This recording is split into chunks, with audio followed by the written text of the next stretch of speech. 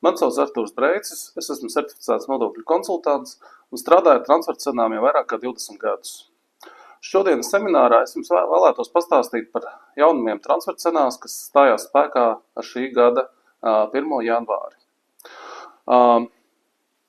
Par ko mēs runāsim šajā seminārā? Tātad piedāvāju jums izskatīt jaunumus, pastāstīt jums par jaunumiem, par to, kā jaunumi iet kopā ar esošo transfercenu sistēmu, kāda attiecīgi transfercenu sistēma ir šī gada, sākot ar šī gada 1. janvāri.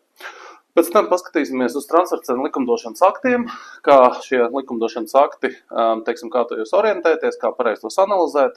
Paskatīsimies uz saistītām personām, kam ir jāievēro transfercenas. Tas tā kā vairāk atkārtojumam, bet tas arī ir svarīgi, lai saprastu visu pilnībā. Tālāk paskatīsimies uz personām, kurām ir jāgatavo transfercenu dokumentācija un attiecīgi grozījumu novitāte kontrolēto darījumu pārskats. Ja, un beigās paskatīsimies praktisku piemēru par to, kādā veidā ir jāizpild šis te kontrolēto darījumu pārskats. Tātad, kas tad ir jauns? Jaunums pirmkārt tas, ka tika grozīts likums par nodokļiem nodevām. Grozījumi tika pieņemti pagājušā gada nogalē, stājās spēkā šī gada 1. janvārī. Kas ir jauns? Absolūta novitāte ir šis saucamais kontrolēto darījumu pārskats, kas būtībā ir EDS strukturēta forma elektroniskajā deklarēšanas sistēmā, kuru ir tātad aizpilda apmeklējot EDS.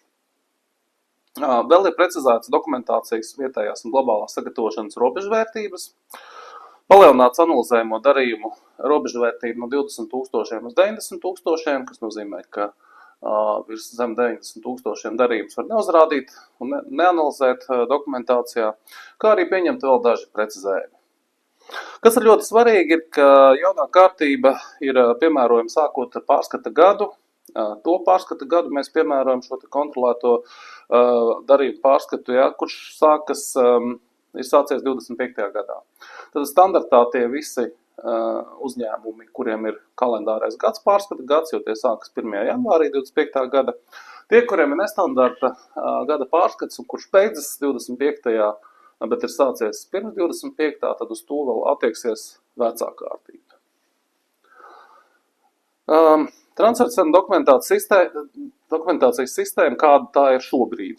Tad šobrīd iepriekš bija 3 līmeņu transfercenu dokumentācijas sistēma, kas ir startautiskā uzņēmuma grupas pārskats par katru valsti, vai saucamais country by country reporting, kas attiec uz ļoti ierobežotu subjektu loku, jo tur ir jābūt 750 miljoniem konsolidētiem apgrozījumam. Ja? Tālāk ir globālā dokumentācija, kas apskata starptautisku uzņēmumu grupu kopumā, un vietējā dokumentācija, kas analīze par kontrolēto darījumu konkrēti cenu noteikšanu. Tātad, tas, kas ir nācis klāt, ir šis kontrolēto darījumu pārskats, kas ir strukturēts pārskats par nodokļu maksātāju veiktiem kontrolētajiem darījumiem. Ja, būtībā mēs skatīsimies dziļāk, bet būtībā šis kontrolēto darījumu pārskats izriet no vietējās dokumentācijas, teiksim tā.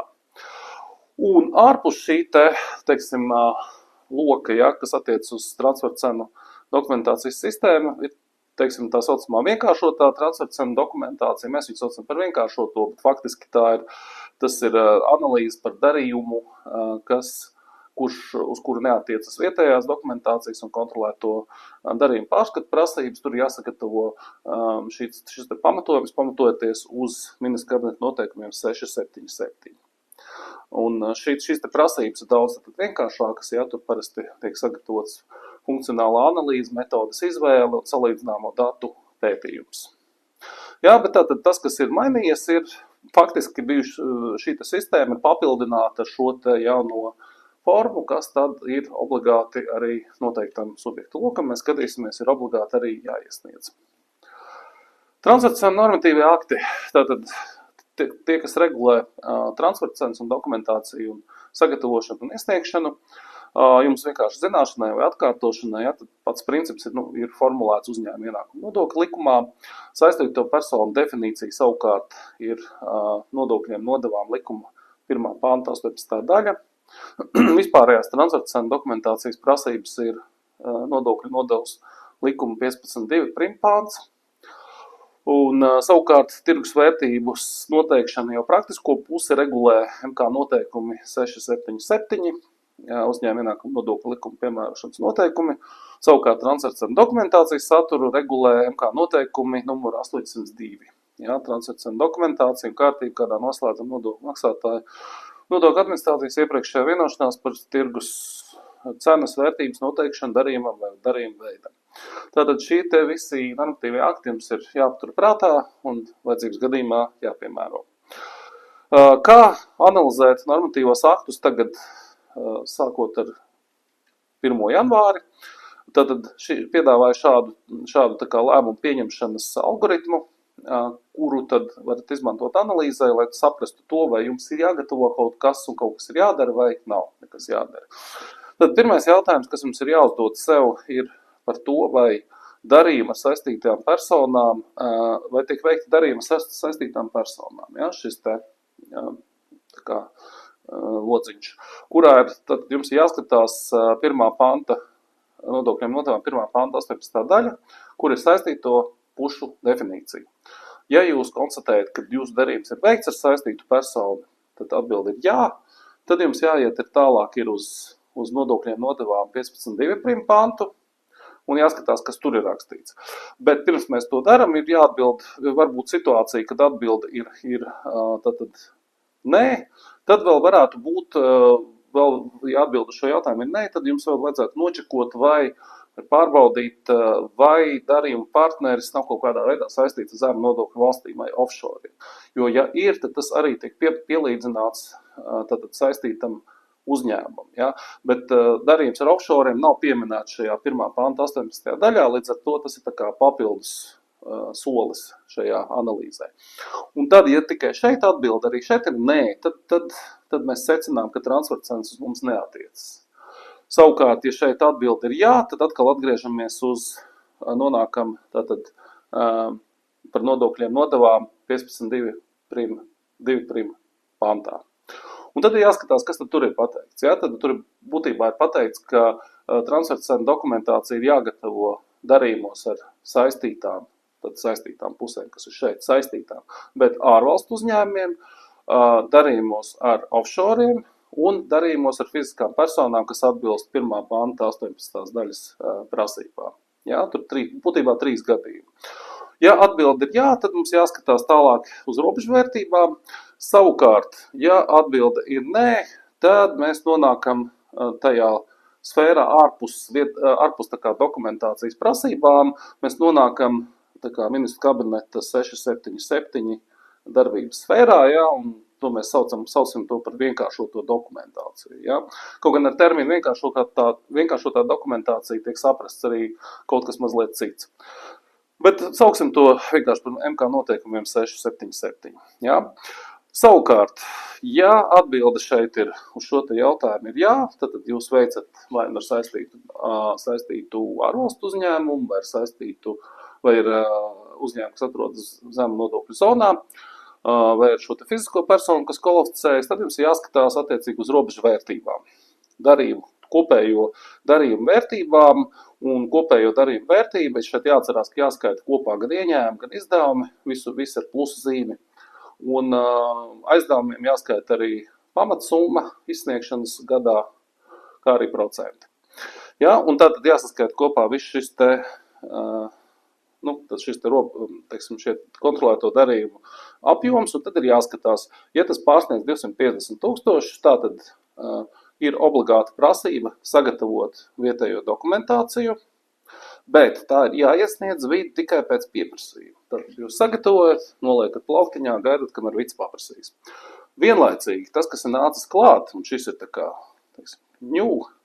jaunums, tad ir jāsagatavo šis te kontrolēto darījumu pārskats un obligāti jāiesniedz 12 mēnešu laikā pēc pārskata perioda beigām. Tātad šis ir jāiesniedz. Vietējā dokumentācija mēs nesniedzam, kontrolēto darījumu pārskats ir jāizpilda.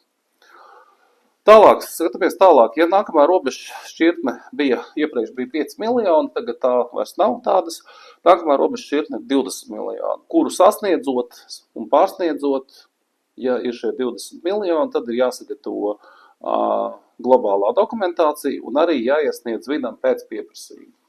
Ja? Tātad atkal mums sasniedzam 20 miljonus, mēs sagatavojam dokumentāciju, noliekam plauktiņā, gaidām, kamēr vids prasīs. Savukārt, ja nav, tad dokumentācija nav jāgatavo globālā. Tā ir arī atšķirība no iepriekšējā sistēmas, kurā bija citas robežas šķirtnes, bet to vairs neanalizēsim, paliksim pie jaunā.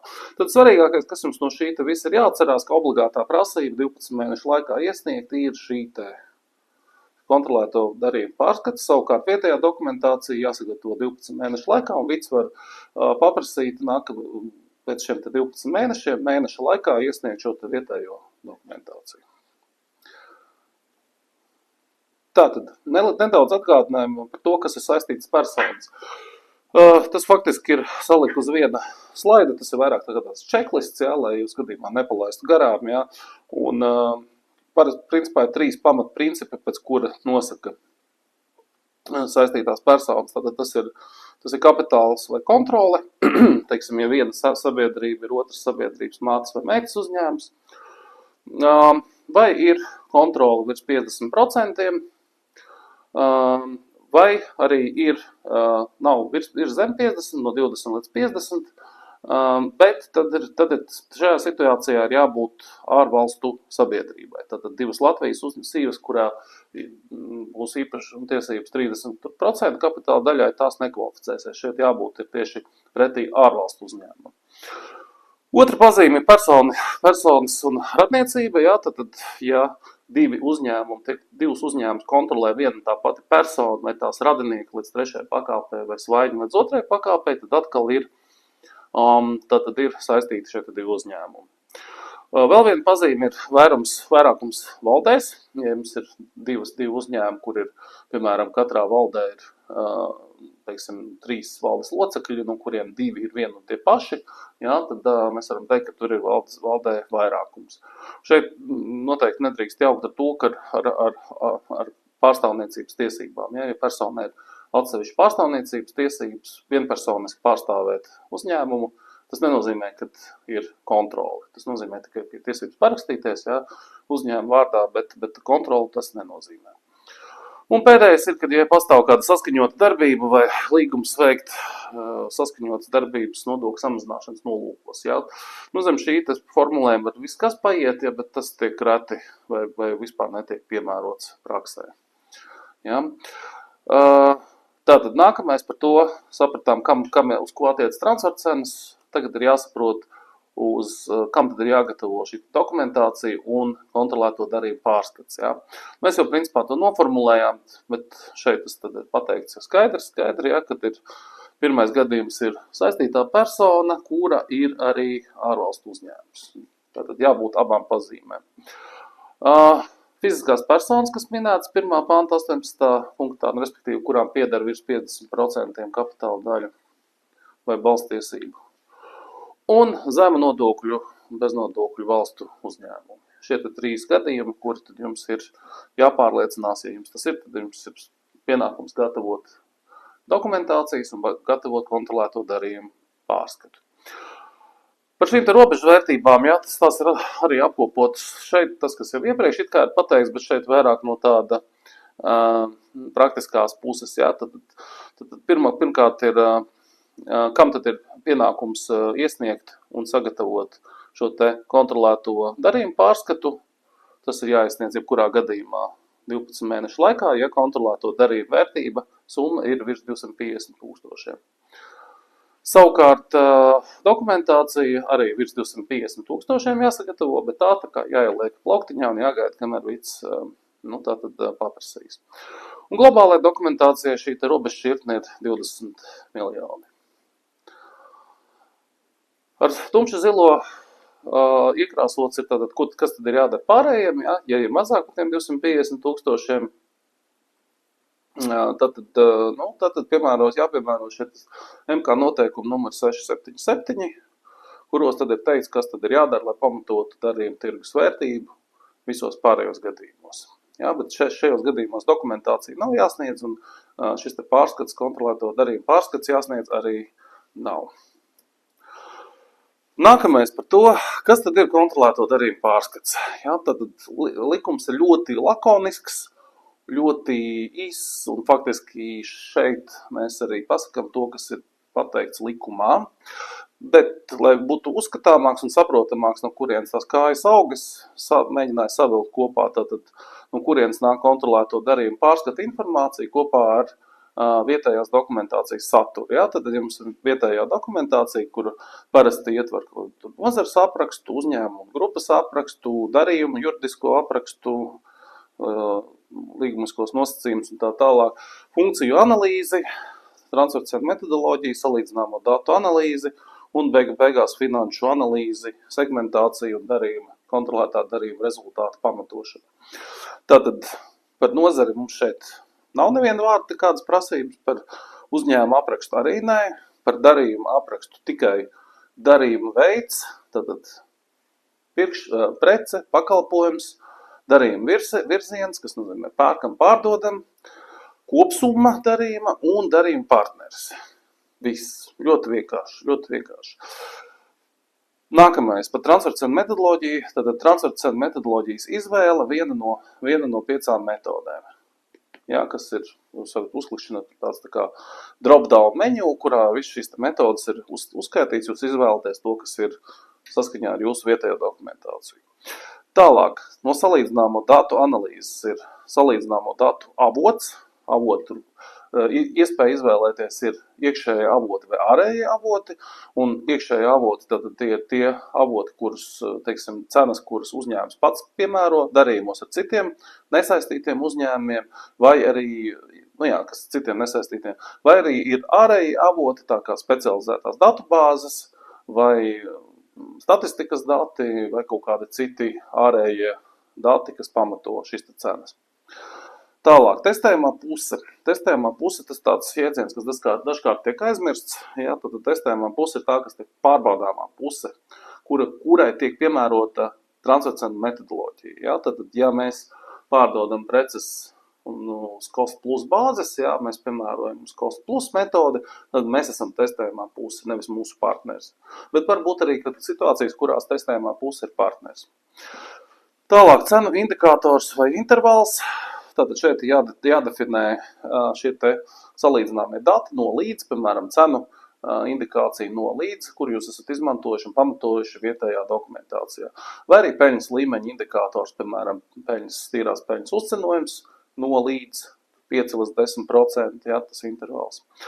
Un noslēgumā piemērotais cenu vai vērtības rādītājs. Tas nozīmē to, ko jūs paši esat piemērojuši, izrēķinājuši un piemērojuši faktiski finanšu analīzes un darījuma segmentācijas kontrolētā darījuma analīzes rezultātā. Tas varētu būt jūsu uzcenojums, piemēram, tur 5%, ja, vai tas varētu būt peļņas norma, vai tas varētu būt maksa par kvadrātmetriem, atkarībā no darījuma. Lūk, tas tā kā šīs te prasības ir ļoti vienkāršas, ļoti, kā lai saka, vienkāršas, bet tās nevar rasties ne no kurienes, tās visas ir sasaistītas ar vietējo šo te dokumentāciju. Ja? Tam ir jāizriet no vietējās dokumentācijas, jo aizpildot šo te kontrolēto darījumu pārskatu, jāatceras, ka likumā ir skaidri un gaiši pateicis, ka tā kontrolēto darījumu pārskats ir transfercenu dokumentācija. Tā ir daļa no dokumentācijas. Tas nav vienkārši kaut kāda indikatīva anketa, kur jūs aizpildat un aizmirstat, ja kā statistikas, piemēram, vai kaut kāda, kur jums ir, kā lai saka, tiesības kļūdīties. Ja? Tad šajā gadījumā, ja ir šie cipari, teiksim, neatbildīs tiem cipariem, kas ir jūsu dokumentācijā, tas var radīt arī kaut kādas arī, teiksim tā, sekas. Tālāk, paskatīsimies šo te visu uz piemēru bāzes, lai jūs vairāk saprastu, kā tas darbojas. Ja? Tad paņemsim piemēru, mums uzņēmums, pieņemsim, tas mūsu uzņēmums, kuram nav nosaukuma, pērk no nesaistītiem uzņēmumiem preces un pārdod saistītiem uzņēmumam ABC, un arī nesaistītiem uzņēmumiem to pašu preci. Saistītiem uzņēmumiem piemērotās cenas līmenis ir zemāks, līdz ar to mēs nevaram salīdzināt saistīto ar nesaistīto, ja, tāpēc, ka ir funkcija atšķirība. Tāpēc mūsu vietējā dokumentācijā aprakstītā metodika īsumā ir šāda. Ja. Tad pārbaudāmais uzņēmums ir mūsu uzņēmums, izvēlētā metode tīrās peļņas metode, salīdzināmo datu avots Moody's, TP Catalyst, tas ir ārējais avots. tirgus cenas indikators ir operatīvā peļņas norma vai EBIT. EBIT peļņas norma uz EBIT uz apgrozījumu. Bet tikpat labi šeit varētu būt arī uz EBIT dalīts ar tā kā full cost, jā, teiksim, pilnās izmaksas, jā, tad būtu attiecīgi operatīvās peļņas uzcenojums. Nu, lūk, tātad šī ir tā informācija, kas ir aprakstīta mūsu dokumentācijā, un tagad kā tad mēs viņu ierakstīsim? Tas ir dokumentācija, un mūsu dokumentācijas rezultāts ir salīdzināmo datu pētījums, jā, kur mēs analizējam, izmantojot TP katalistu, kādu tad ir salīdzināmu uzņēmumu, teiksim, šis te peļņas norma salīdzināmu. Nu, un mēs konstatējam, ka mēs apsekojam 18 uzņēmumus un konstatējam, ka peļņas normas ir šādas. Ja? Tad šis ir saucamais starpkvartīļu rādītājs, kur mēs ņemam, teiksim, 3 gadus, un vidējie rādītāji ir šādi. Nu, šim pētījumam mēs pieņemsim, ka mēs esam izmantojuši vidējos rādītājus no 3,7 līdz 10,58.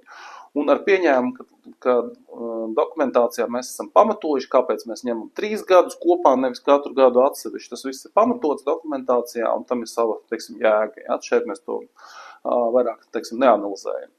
Mēs vienkārši to pieņemam, ka tas ir pareizi. Tātad pareizais mums šis te koridors, šis starpkvartīļu rādītājs ir šis. Savukārt, veicot mūsu darījumu analīzi, ja, tad mūsu PZA ir šis. Mēs viņu sadalām divās daļās, kad darījumi, kas ir veikti ar saistītiem uzņēmumiem un nesaistītiem. Ar saistītiem tad mums ir veikts 6 miljoni, tad mēs veicam šeit izmaksu segmentāciju, pieņemsim, ka tas viss ir veikts korekti, ja šeit mēs to nepārbaudīsim un neanalizēsim.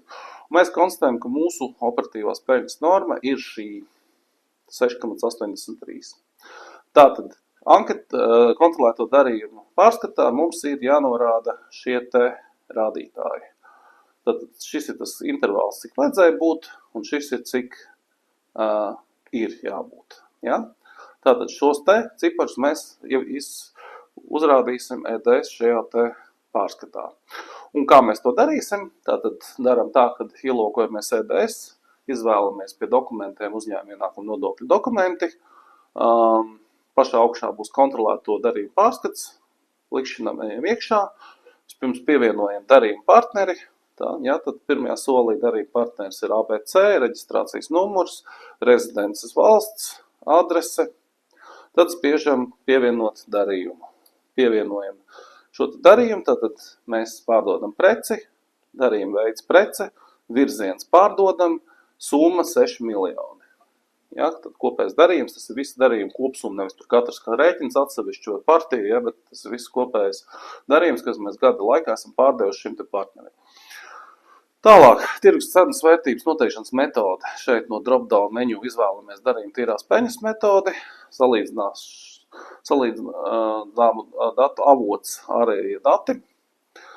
Un darījuma testējumā puse šeit automātiski ir atstāts, ka tas ir tā kā mūsu uzņēmums, ja parādīsies, nosauksim to par mūsu uzņēmumu.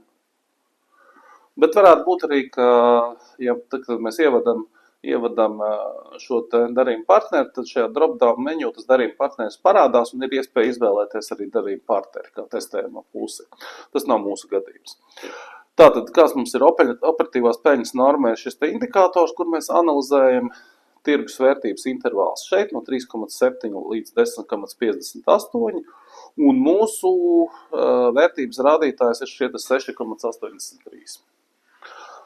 Jā, tad, kā jūs redzat, šī tā kā anketa, ja, kas faktiski, tas pārskats nevar saukt par anketu, ir ļoti primitīvs, bet, kā lai saka, darbs ir viegls, bet atbildīgs, es teiktu tā, jo šeit mēs varam rakstīt tikai tos skaitļus, kas mums ir pamatoti, kas ir izreikināti, mēs nevaram ierakstīt kaut ko, kas pagadās par rokai, un pēc tam teikt, ka nē, mēs te kļūdījāmies vai mēs vienkārši uz aci kaut ko ierakstījām, jā, tad šiem te datiem ir jābūt pamatotiem. Jo tas, ko darīs valsts ieņem dienas ņem šos te ciparus un tad skatīsies, jā, vai pārbaudīs, vai sakrīt, vai ar viņu informāciju, vai ir kaut kāda riska indikātori. Ja tāda ir, tad tas būs iemesls paprasīt šo vietējo dokumentāciju, tad salīdzināt, vai šie cipari ir bijuši vispār pareizi, korekti ievietoti. Nu, lūk, tātad tas ir tik daudz par šo te kontrolēto darījumu pārskatu. Jāsaka, ka šeit rodas dažiem darījumiem var rasties jautājumi, teiksim, par to, ka varbūt nav paredzēta kaut kāda informācija šeit, kura varētu būt dzīvē, bet vienlaicīgi anketa ir pietiekami arī elastīga un nav nesašaurina, teiksim, ka tur būtu jāraksta tikai procenti vai tikai teiksim, nauda vai kas, tur var pietiekami daudz ir iespējas arī paskaidrot un izvēlēties arī kaut kādas citas, kas nav minēts, teiksim, informācija, kas nav minēta šajos drop-down menu. Tik tālu par kontrolēto darījumu anketu. Vēl viena lieta, kas tika precizēta šajos grozījumos, kas varētu būt diezgan būtiski, ir tas, kas iepriekš nebija ļoti skaidri pateikts. Bet tas, kas ir precizēts, ir, ka nodokļu maksātājiem katru gadu ir jāizvērtē metodoloģijas aktualitāte, globālajām vietējai dokumentācijai un precizē to katru gadu. Bet, ja nav būtiskas bijušas izmaiņas attiecībā uzņēmuma darbības, teiksim, pamatojumi, uzņēmuma darbības kaut kādiem modeli un tam līdzīgi, tad var precizēt reizi 3 gados dokumentāciju, izņemot testējumās puses un iepriekš akceptēto, bet principā salīdzināmo datu finanšu rādītājus. Tātad tas, ko mēs runājām šeit, šajā te slaidā, šie te rādītāji ir jāatjauno katru gadu. Tātad cita lieta, ka var taisīt katru gadu jaunu salīdzināmo pētījumu, vai arī vienkārši likt klāt šeit kolonu ar jaunu gadu, piemēram, tad 26. gadā mēs turbūt liksim 25. gadu klāt un analizēsim šo te pašu uzņēmumu, 18 uzņēmumu salīdzināmos rādītājus, un tad skatīsimies, kā mainās šis te rādītājs, rezultāts. Vai arī vienkārši ņemsim konkrētā gada rādītājus. Tāpat katru gadu ir jāveic šajā gadījumā segmentācija, nosakot, kāds tad ir jūsu šis te rādītājs. Jo vienu gadu tas var būt 6,8, citu gadu tas būs augstāks, citu gadu tas būs zemāks. Cita lieta, vēl kāda lieta runājot par to, ka viss tomēr mainās un viss ir pakļauti riskiem. Protams, ka var gadīties situācija, ka šeit ir pozitīvs šis te intervāls, bet jūsu cipars būs negatīvs, un tad, protams, valsts ieņēmuma dienestam uzreiz būs indikācija par to, ka jums ir zaudējumi, bet tas nenozīmē uzreiz, ka ja jūs reportēsiet, ka ziņosiet, ka jums ir negatīvs rādītājs, tas nenozīmē, ka jums uzreiz būs kaut kādas nodokļu korekcijas. Tas vienkārši norāda uz to, ka jums pastāv kaut kādi riski vai ir kaut kādi bijuši, piemēram, nozares riski, kur ir materializējušies un mums ir radušies zaudējumi. Tas nenozīmē uzreiz, kad ir transferu cenu korekcija. Tas nozīmē to, ka vienkārši valsts ieņēmuma dienests var jums paprasīt iesniegt šo te vietējo dokumentāciju izvērtēšanai, kurā būtu izvērtēts, kāpēc tad ir šie zaudējumi pamatot, kāpēc tie ir radušies ne tāpēc, ka ir notikusi peļņas pārnese kaut kāda vai transferu cenu kaut kādas neatbilstības, bet gan citu iemeslu rezultātā. Tātad tas bija viss, ko es vēlējos pastāstīt par jaunumiem. Ja jums ir kādi jautājumi papildus vai jums ir nepieciešama palīdzība transferu cenām, iedrošinu jūs droši vērsties pie mums, kontakti ir norādīti. Paldies, ka klausījāties, skatījāties un uz redzēšanos!